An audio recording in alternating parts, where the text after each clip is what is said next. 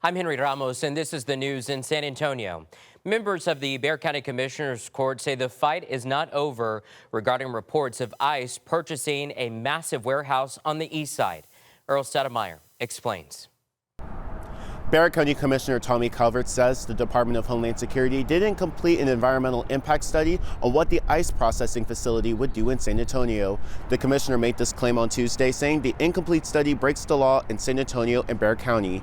He says the city and county now have the chance to perform a study on how the ICE processing facility will impact local schools and families. Calvert says this deal with the Department of Homeland Security upends the work community leaders have done to uplift the east side, and more can be done. So I believe that this court will look at in executive session at the next meeting what is the recourse, but I believe the city council, who meets Thursday, has had time to look at its recourse related to the NEPA and environmental impact study, which courts in cities like Chicago have won all the way, I believe, to the Supreme Court.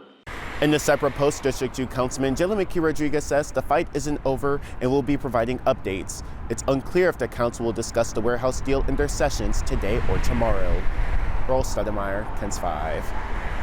Attorney General Ken Paxton is suing Bexar County, accusing county leaders of illegally using taxpayer dollars to fund legal services for undocumented immigrants facing deportation. The lawsuit targets the Bexar County Commissioner's Court and several county officials. Paxton claims they unlawfully approved more than $566,000 for immigration-related legal defense.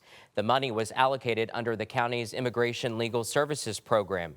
The AG argues the program provides no public benefit and violates both state law and the Texas Constitution, saying counties do not have the authority to subsidize deportation defense attorneys.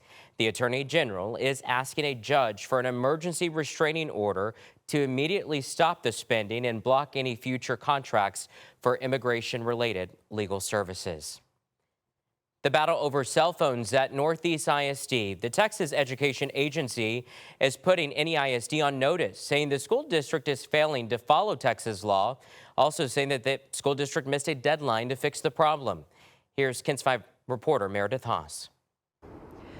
Well, this is a formal warning letter from the Texas Education Agency, and it's pretty direct. The state says Northeast ISD failed to adopt a required policy and missed a deadline to complete a corrective action plan ordered last fall. Now they're officially out of compliance with state law. The letter dated February 3rd states the district did not meet requirements under Texas Education Code, which deals with student use of personal communication devices. Under state process, the TEA will now issue a preliminary report outlining its legal findings. NEISD will have 30 days to respond, but if the state isn't satisfied, sanctions could follow. That could include appointing a conservator to oversee operations or even a board of managers to govern the district. As we reported before, Northeast ISD decided to define their school day as, quote, instructional minutes. This means schools who define their day as, quote, start bell to end bell prohibit cell phones in every capacity. A day defined as, quote, instructional minutes allows cell phones outside of instructional time. This enables the district to allow students to use their phones outside of instructional periods. We reached out to NEISD for comment, but they deferred their comment to the board. When we have the very latest, we'll provide it on air and online at KENS5.com. For KENS 5, I'm Meredith Haas.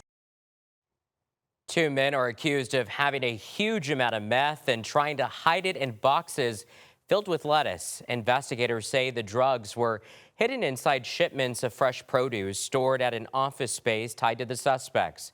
During a search, agents say they found nearly 1,000 packages of meth. Now, the 2 men accused, Gerardo Pineda Gallegos and Jose Lopez Ruiz, were arrested at a home off Ponytail near Bulverde Road. The 2 are facing a charge of 1 count of conspiracy to possess with intent to distribute 500 grams or more of methamphetamine. If convicted, the men could face up to life in prison. A driver was killed in a crash, and police say that driver sped off a Loop 1604 overpass by Judson Road, crashing into a pillar. Police say it appears the driver either in his 20s or 30s. Police also believe he crashed several hours before the wreckage was found. Bexar County officials have announced a 90-day extension of the burn ban due to extremely dry conditions in San Antonio and the surrounding areas. And as meteorologist Jeremy Baker reports, the burn ban is just another sign that South Texas is in desperate need of measurable rainfall. Bexar County officials announced a 90-day extension of the current burn ban due to the extremely dry conditions continuing to plague this area. Combine that with the rapidly expanding and worsening drought, and South Texas desperately needs measurable rainfall. We need a good 2 weeks of day after day after day, solid, just slow rain. This is the Keach Byram Drought Index. It's used to calculate fire potential based on rainfall and temperature on a 0 to 800 scale. Right now it's running over 600 kbdi, which is very elevated, showing extremely dry conditions ripe for the development of fires. It's based on the daily water balance, drought factor, soil moisture, and precipitation. If you look at 352 of the local government code, that's where we derive the authority to even make the recommendation for the burn ban.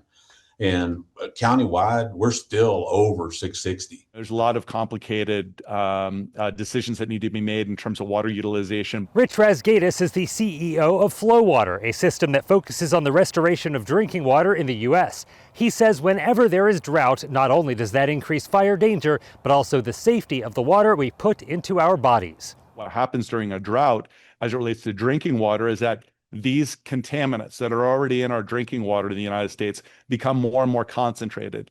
And as they get more concentrated, they're more difficult to remove. The updated order from the county extends the current ban, which was set to expire on the 9th of this month, all the way through May 11th. And for all the rules about outdoor burning in Bexar County, check out this story on KENS5.com. From the city's northwest side, Jeremy Baker, KENS 5. And that is the news in San Antonio.